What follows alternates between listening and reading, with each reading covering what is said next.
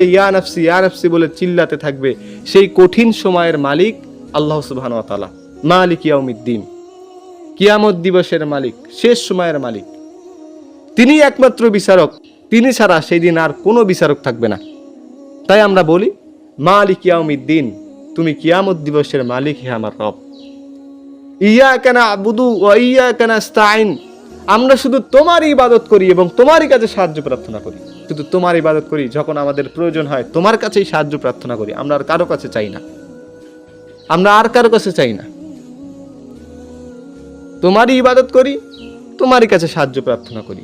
দুঃখ হলে, দুর্দশা হলে, অভাবে পড়লে, অনটনে পড়লে, ভেঙে পড়লে, সর্বক্ষেত্রে আমরা তোমার কাছে চাই, তোমার কাছে ইবাদত করি। এবং আল্লাহ সুবহানাহু ওয়া তাআলা এটা আমাদের শিক্ষা দিলেন, ইয়া আইয়ুহাল্লাযীনা আমানু ইসতাঈনু বিস-সাবরি ওয়াস-সালাত ইন্নাল্লাহা মা'আস-সাবিরিন, হে আমার মুমিন বান্দারা, তোমরা ধৈর্য এবং সালাতের মাধ্যমে আমার কাছে সাহায্য প্রার্থনা করো।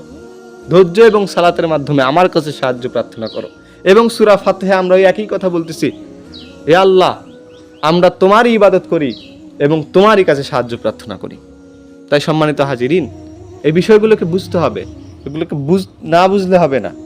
এই আয়াতগুলোর অর্থ যদি জানি, এর সারমর্ম যদি বুঝি, তাহলেই আমরা এই সৌন্দর্যটাকে ধরতে পারবো। আমরা আল্লাহর কাছে কি বলতে